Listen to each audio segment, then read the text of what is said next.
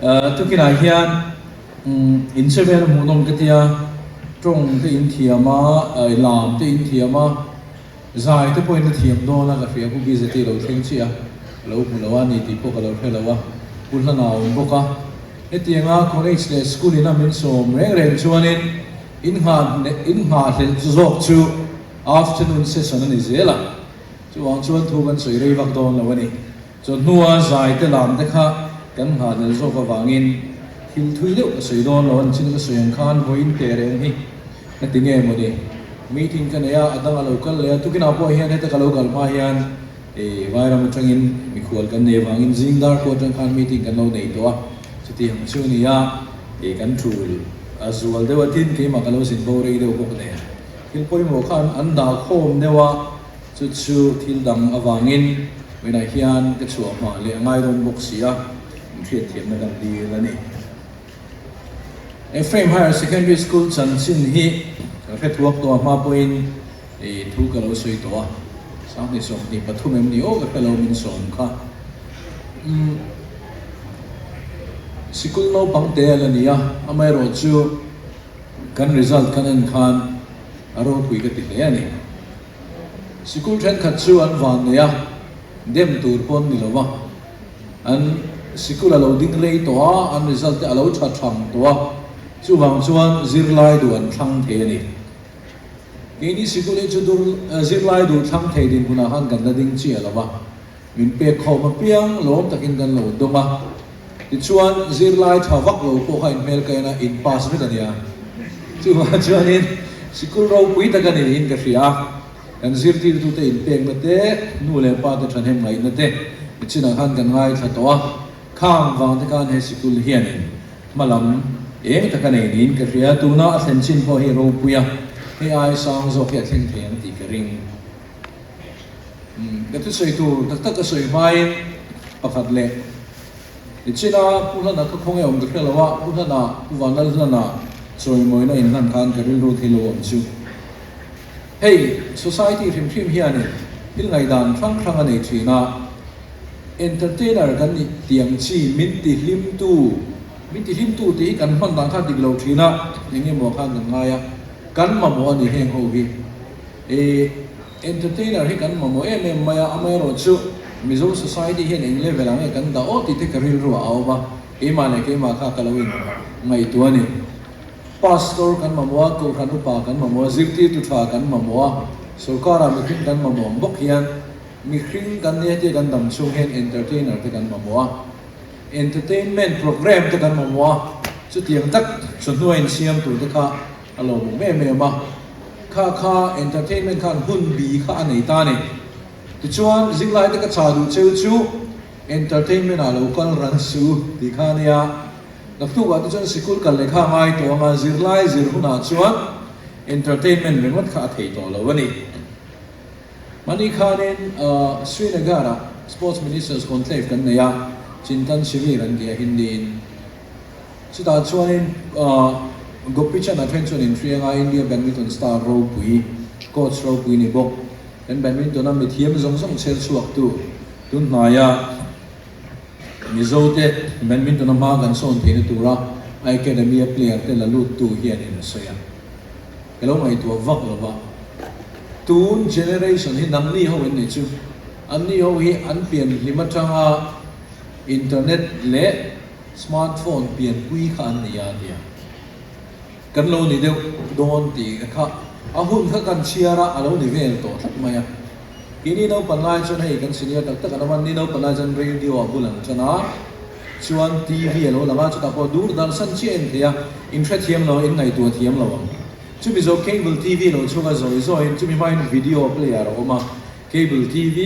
chu mi zo internet chu mi zo phone pa ngai mo Nokia 1100 kan bang deuh veka chuan engma la ti thelo internet ala thun zom lo wa chumi no internet an thun zom smartphone alo ni ta hei hi chuan khovela engkima ti thei no ni laptop angai to lo kan zinna mo laptop ki keng to lo email zong engkim ti train kan boi pi thei vek to ni chu mi generation chu in ni ta in van nei em chu engkim mai hi in ku zum ta in mut in met chuak thei vek tu ma chuan nak tu wa nge in khel don po kan thelawa chon chin bu kan ngai changa chuan in khel review po kan le thelawa internet kal tanga thema chon chin bulama mi ten an zia te kan ngai changa amai ro chu khang zong chu ma tu na chuan kan phone a vek to ni in thep halo tu ma chuan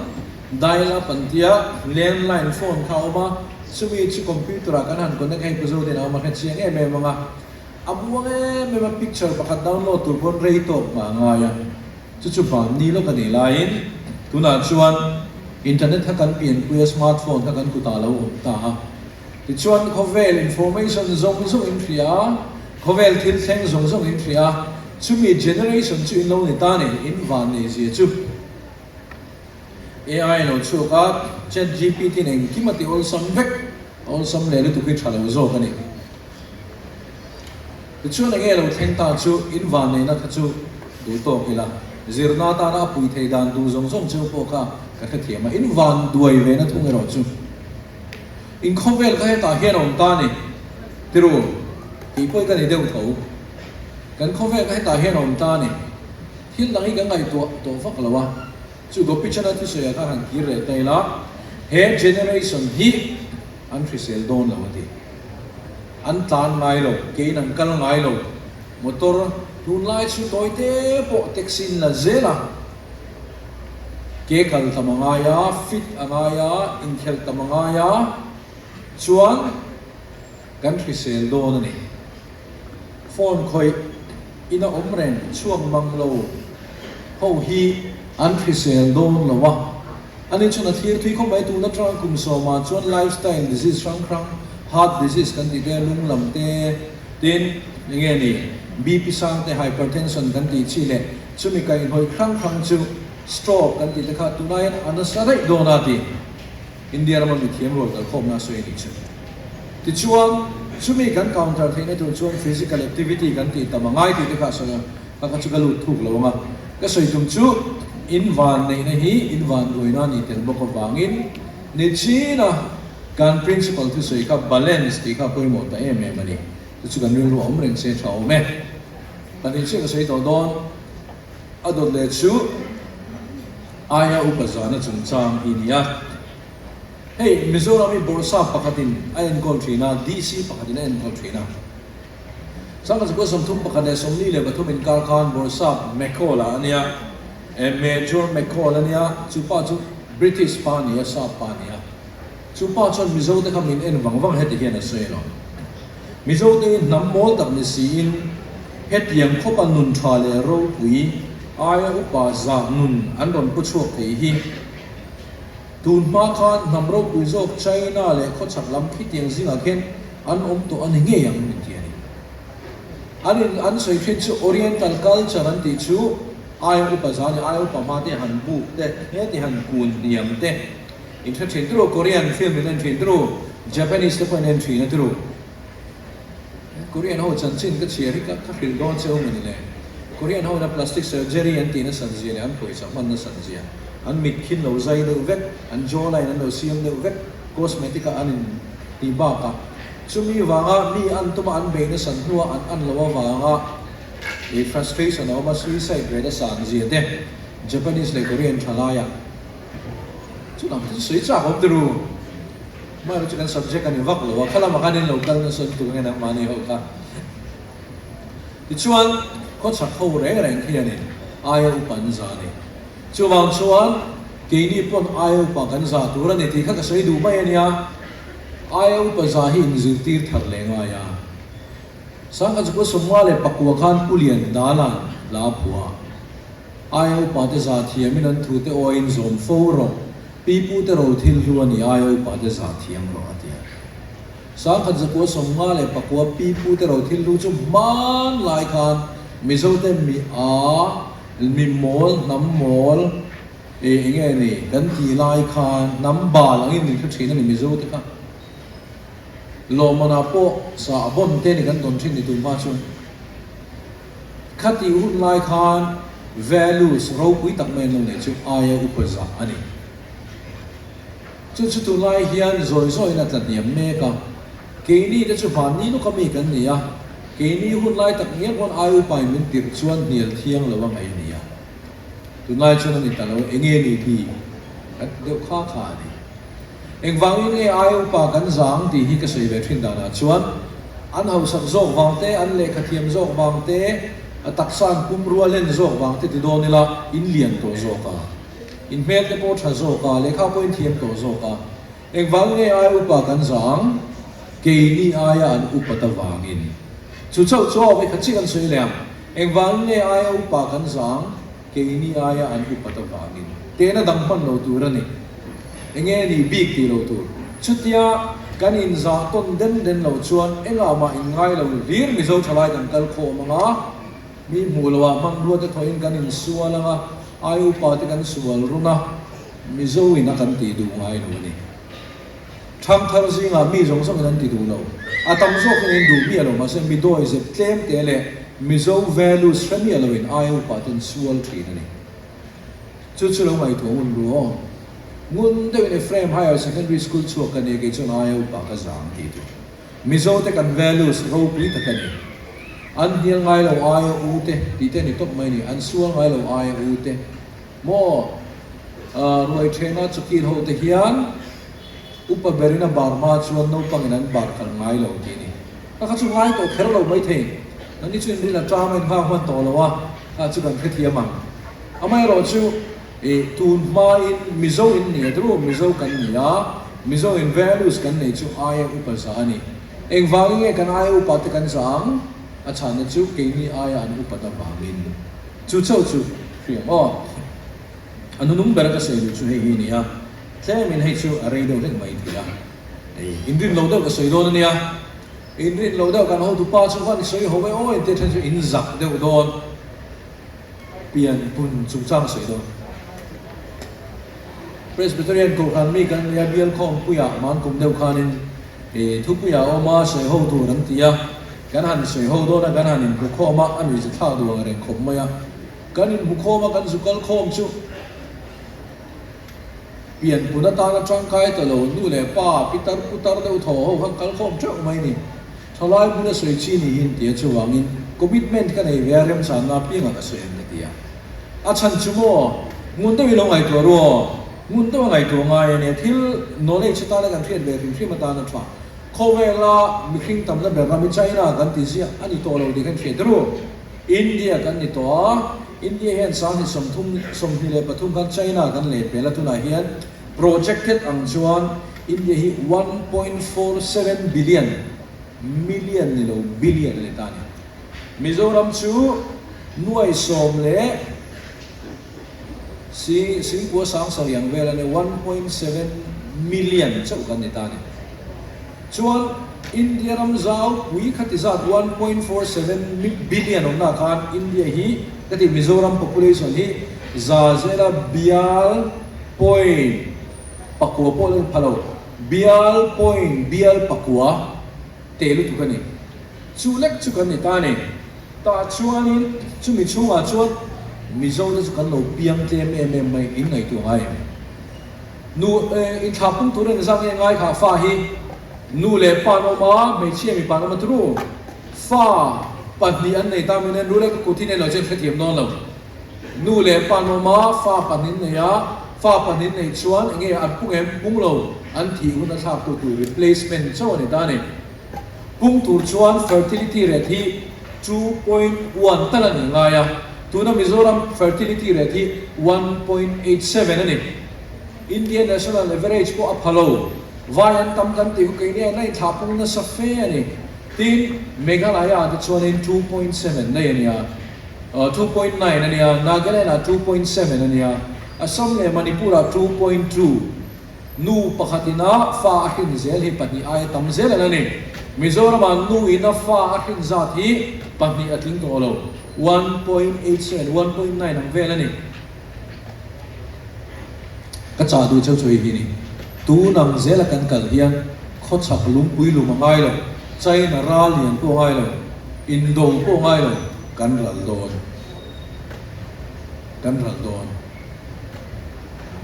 kan ngai tu ngai mi alo kan pian tem sok zel chuan kan ral don shrinking population an tia Italy te Japan te ko ram tam tak ani me kani ani chu developed country ani ya nuaman tia nu pui pasal nei tu lan ti chi lo mizo te tu nai kan problem pakhat chu fa kan nei tlem ta nu pui pasal kan in nei hara kan in nei har tol tol chuan kan fertility kha alo tlat ni ama enge mo zong ino la ula institute te no mem anom pal point mi nula senior an ni to chuan fa kha alo thing cheu thei talawa chuan tarlam fa zel hi an duat tan ti UK research ha chuan tarlam fa han duat suan na san ti chu suan na po pum te la ni chu malai chuan nu le pai kan pi le pu ta hun lai chuan som te an nei an chom zo lo ti om lo enge mo khani photanga nu pui ka ne enge mo khani photanga pasal ka ne kan ti vek kan in ma thup hian sarkar in o pe ni to kan ni mai thei na a pe vek thei box si lo wa kan hu le thei box si lo wangin amai ro chu pathian tu takin chong zong po hoi san lo tu khania chu wang chuan inu pui ne ya hi pasal nei khanin ei tu chu pek che karinga tu na mi anga kan kal chuan mizo kan ral don chu wang chuan ta sual hin pas to boy nei chan to mai do mon ne tu mi khan ei top mai ro tu mi khan a thawak lo ti bon a thadeu nga khai pu don chuang lo ni o nei top si a thadeu kham nan lo du ve zela ha chun kham lu tu khoya mo mi perfect kha no me mo kan dia perfect lo di kanin tan pela to pa kan bakala perfect lo bok khan ba nei le thowa tu nai du lo ai chia khai nei mai thei ne wa na kina chu wang chuan tu nang em ma chuan na ngai lo amai ro chu in real lo in ngai tu nine se na ta na begin high school te college kal tu te ne thlen chu ngai tu na sen me de wa ngai mizo nam hi tu nang zel kanin tha puna chuan mi pa khan thina sa ta ne statistics rong keng lawa mi pa thina sa zia kha sina tinan zir chiana khanin mi thia khan za zela 63 point something ning ka ya ka soi sual palang ti ka ta chu wangin min kuat lo mai la eng vai na mi pan thi ma kan ru in sa zu le akai noi disease kham kha lo tam dam noya wangin chon kan ruya wangin li thei chak dawin kan khala kan accident ta in kan lifestyle disease ka adik talawa exercise kan lawa kan om thawa kan aimom box ye chu chuanin il phang wangin stroke le nan na khami a cheve la khathi sen sang zum thum kan tame mem bukani ngai tu adeu chu ngai tru he kam hi survive don chuan nang ni ho in poi mo ta mun de in lo ngai tu la he nam kal se tu hian voksa te kha atuya ma chu voksa tha e chok remote khan tu se lo na thena thil mom ti vak remote khan tu se no na lo thena tun lai anin ti hu chu eat healthy and dia tu ma chuan hey pakhat kan soi le lok apan mo ber di mai la pastor pakhatin kan thil chu ani du me ni tu ka lo ai do ve te u ti mizo te kha kan choi kha atui lo ni ka ringa ti in hete in thana ta hian choi tui ti mizo chen kan phangin ka ti ti choi tui ti kan ne kan choi kha tui lo ba ma ni the nge mo ti ne pe lo ba tun ma kan du chu sai chewani Christmas te un ni wang tha de te kan ha de chan chu kan economy kha la niam lu tu kan ei cheu ani mai ei cheu tu na chuan ani vector lawa chung ko tam tak chuan ei cheu lo thei ding buna thil tui te po lo mun hem to kan ni wangin mun deuin ei fi se lam kha kan in zir ti deu te po mai chuan mi pa kan dam rei te tak ni lo chuan ti sen sang zum thum mei zun na sa box si zuin na sa box si chumi na akai hoi kan thina sa box si zu kan in na sa box si rui thawa kan tal na sa box si ti chuan mi pa kha Aizawl Municipal Corporation kan in thlang zo chia voter list kai nen chuan mi pa ai mei chen tam to zo kan pasal turai in dai lo ti na ni toy zong in tu na chuan chu kan ram din mun ani don ani me tu na tang kum nga kum so ma mun da in zila chun no mai to men chu ti chuan when I hen pass te kalom pui chewa in kan zena tu ra du sak na ka dan chewa college life chung chang chu in jiti tu ten an thil to chu in kaninga in fin chuan anuama in survive in a te ro chuan a chevela a boi the school din nei vek kher tu mangai lo mi phone am nei ve vek kher tu mangai lo mi chol na restaurant at chol ve tum kher angai lo mi thom no ha ang zel ka ha ka ngai lo in chung ku ngai tu kan chua san ta in kha ngai tu mit thla reng tu ni kan chua san ta kan u ei zon na nge ka pa ei zon na nge mi nei ang zong zong ti ve thei din huna ka ding lo ti ta hian courage khai ne nge ngai ni lo chuan college amin tal boi thian sual te mo trap ane thang ang de mane lu ke ni in oti reng lo tu ni chu ta chu vai na class 12 pass na de ka fui na chu le ka cha du na chu ni a to pho tak ka chuan lekha zir ro zir lai ni ka lekha zir tam ro kan leng tam kan chuak wak tam phone kan mang tam kan zir tlem em wang ne exam sa nga kan thin thei lo ti chu kan zir nga chet wang ani lo mi le khabu nei ang kan sa thei vek to mi buang zong zong kan phone le computer ten kan en thei to information zong zong kan hu to kan thlen san lo chan chu kan zir tlem chu wang chuan thlen san in du chuan solution dang om lo magic po om lo shortcut po om lo zir tamani mai chung thu te chuan mai na hian in pass long pui pa chuin fui na thu te kan soi ve ni hello me kan tu su kan kan lo chou se pass long pui na thun pe ka ha na nga chuan program pui mo da som kata kan ni sia bangin chu mai ngai don mi thiam don ni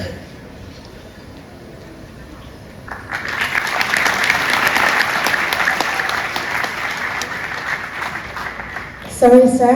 Although you're busy, we don't allow you to leave just yet.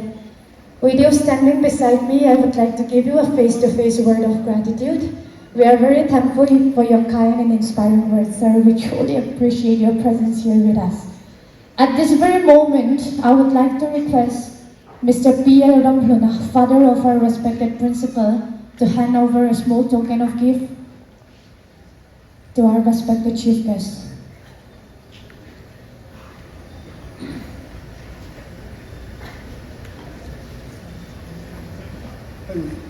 Với là căn khuôn liền thì mình riêng tu có cái gì cái này sẽ tiêm cho căn này em xuống cùng hạt học tu thế rồi chuan ya số tiền tất cả